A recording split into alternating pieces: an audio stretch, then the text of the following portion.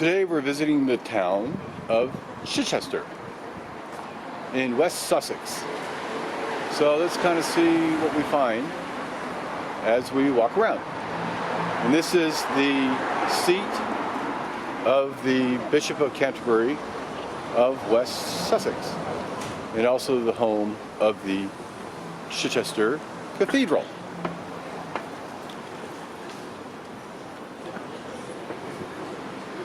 We have Pasta Grill Deli Pizza, and we have a chantry, and the Badger Fountain, and Theater Lane, Zizzy's, Italian Ristorante, Fat Fig, and Chichester was founded in the year 43 during the Roman invasion and given the name Novio Magus Reginorum, which means, well, I forgot what it meant, but it means new something. And it was the Roman capital of the area. And today, Chichester hosts 30,000 people. And we're going to visit the Chichester Cathedral. This is the buttery for coffee tea rooms, and the buttery is really a location to store your ale and your wine in the castles. But here is just a shop for tea. Here's another pizza place, Prezzo Pizza, Whirligig, and Cote Brazier.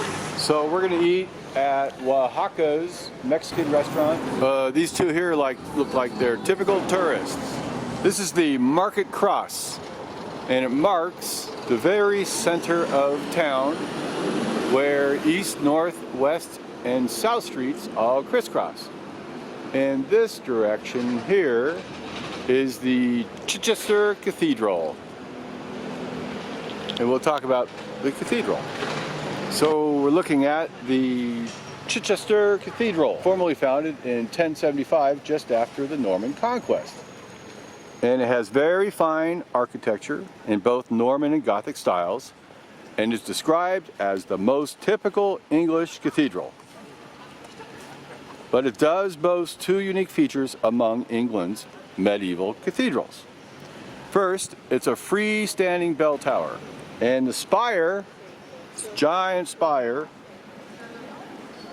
rises above a green copper roof and can be seen through many miles around across West Sussex, and is a landmark for sailors.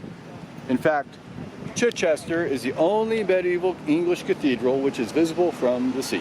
So today they're restoring the roof, as you can see, and it's going to eventually look like this.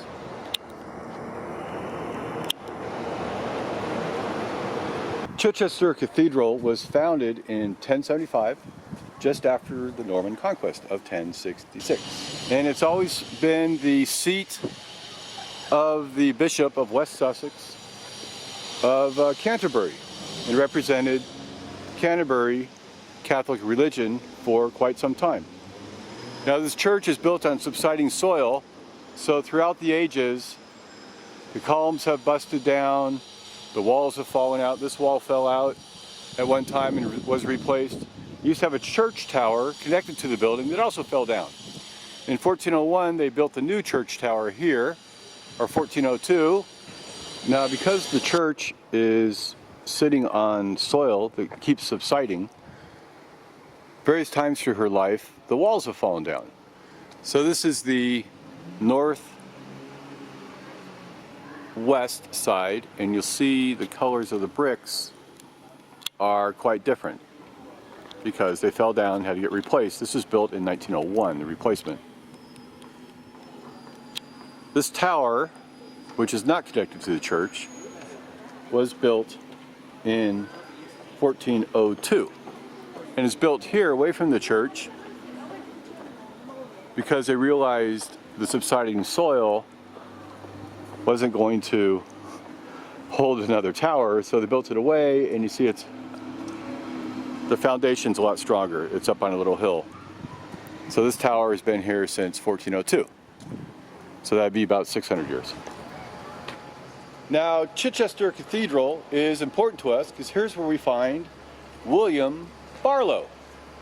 And William Barlow is the brother of Roger Barlow, and Roger Barlow is our 12 times great-grandfather. So William Barlow here is our 12 times great uncle.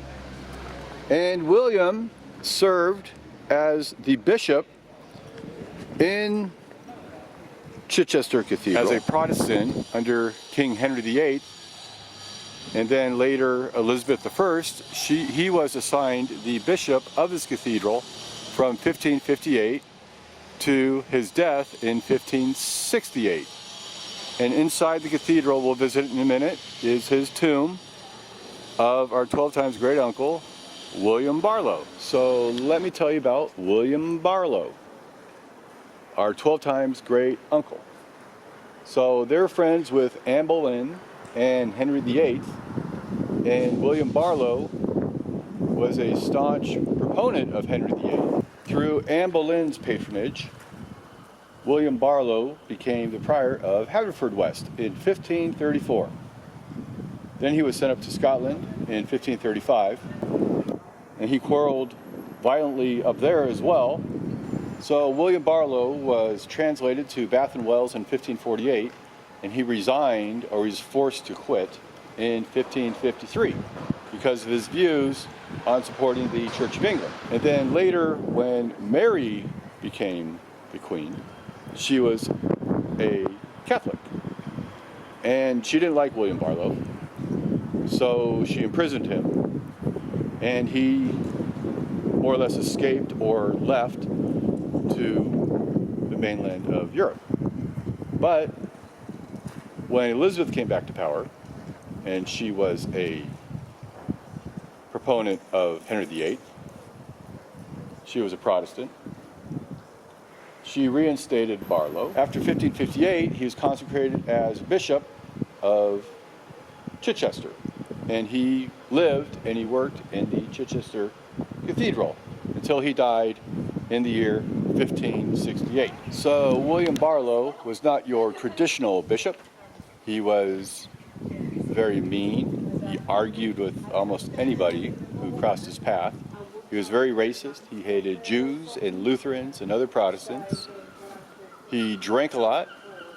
He wrote anonymous essays about religions against the Church of England.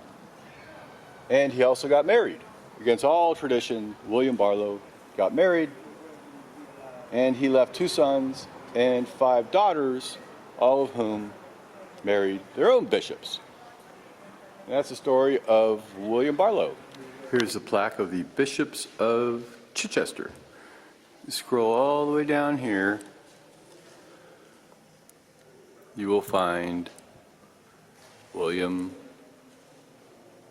Barlow from 1559 to 1568. This is our wonderful Uncle Will. He was the Bishop of Winchester? Chichester Cathedral. In 1558 to 1568. To 1568. Uncle Will Barlow. Uncle Will Barlow. Your 11 times great grand uncle.